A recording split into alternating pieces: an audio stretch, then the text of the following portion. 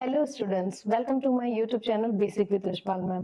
तो स्टूडेंट्स, आज की इस पहली वीडियो में हम सीखेंगे लेटर और अल्फ़ाबेट में क्या डिफरेंस होता है।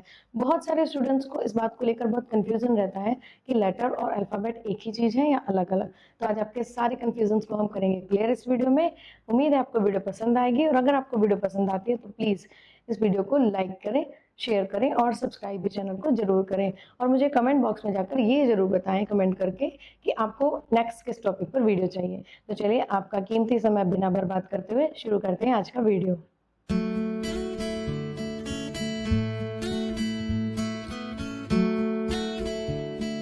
लेटर और अल्फाबेट को हम उस तरीके से समझ सकते हैं जैसे ईंट और घर। जैसे कि ईंटों को जोड़ जोड़ के हम घर बना लेते हैं, वैसे ही लेटर्स को जोड़ जोड़ के हम वर्ड और सेंटेंस का फॉर्मेशन कर लेते हैं, उससे सेंटेंस बन जाता है।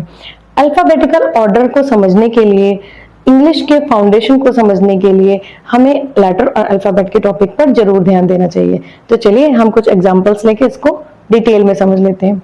जैसे लेटर, तो आपका ये सिंगल जो ए है, ये आपका एक लेटर हो गया।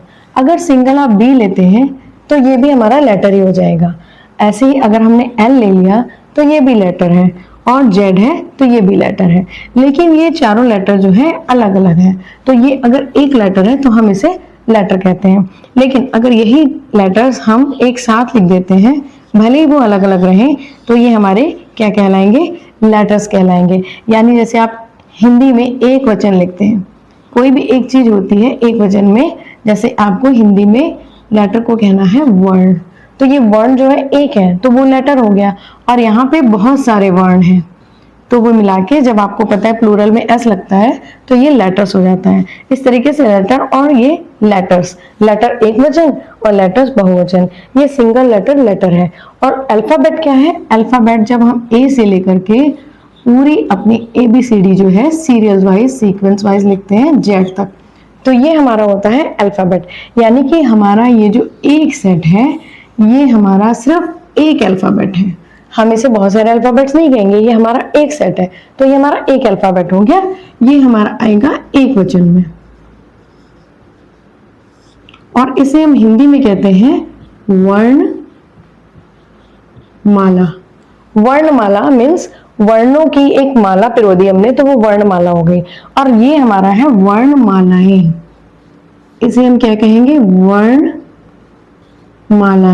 जिसे कि हम बहुवचन कहते हैं। अगर दो हैं तो द्विवचन, बहुत सारे हैं तो बहुवचन। अब ये हमारा एक सेट है ABCD का। अगर हम अल्फाबेट के ऐसे ही ए से लेके जेड तक 2-3 सेट लिख दें, तो हमारे एक सेट ये हो गया, एक ये हो गया, ये हमारे हो गए 2 सेट, तो हम इसे अल्फाबेट्स कह सकते हैं। या फिर हम स्मॉल लेटर का लिख दें ए से जेड तक, या फिर हम हिंदी में आ से ज्ञा तक लिख दें, तो ये हमारा तीसरा सेट हो गया, और ये हमारा चौथा सेट हो गया। तो ये 4 सेट मिला के, चाहे 2 सेट आप ले तो भी अल्फाबेट्स ही कहे जाएंगे। अगर आपने ये मिला के ले लिए 4 सेट, तो ये भी अल्फाबेट्स कहे जाएंगे। ओवरऑल हमने क्या समझा कि एक लेटर जो है वो लेटर हो गया, बहुत सारे लेटर लेटर्स, और A to Z का पूरा सेट जो है वो एक अल्फाबेट हो गया, जिसमें कि 26 लेटर पूरे होते हैं। और अगर 26 लेटर के एक सेट को 3-4 बार या अलग अलग लैंग्वेज के सेट को लिखते हैं तो वो होता है अल्फाबेट। हम इसे इस तरीके से भी समझ सकते हैं जैसे हम बहुत सारे इंग्रेडिएंट्स मिलाकर अपने घरों में डिश बनाते हैं, तो ये हमारे इंग्रेडिएंट्स हो गए और ये उनसे बनी हुई तैयार डिश। चलिए अब चलते चलते एक नज़र डालते हैं वॉवल और कॉन्सोनेंट पर। वॉवल और कॉन्सोनेंट्स को समझने के लिए हम इस पे आते हैं। ये हमारा अल्फ़ाबेट का 26 लेटर है, और ये अल्फ़ाबेट का एक सेट है जिसमें कि हमारे 26 लेटर है।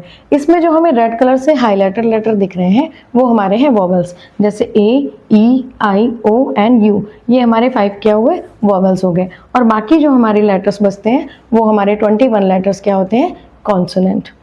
तो उम्मीद है आपको वीडियो पसंद आई होगी। मिलते हैं नेक्स्ट वीडियो में। नेक्स्ट वीडियो में हम जानेंगे वर्ड और सेंटेंस का फॉर्मेशन कैसे होता है, यानी लेटर्स को जोड़ जोड़ के हम वर्ड और वर्ड को जोड़ जोड़ के सेंटेंस कैसे बनाते हैं।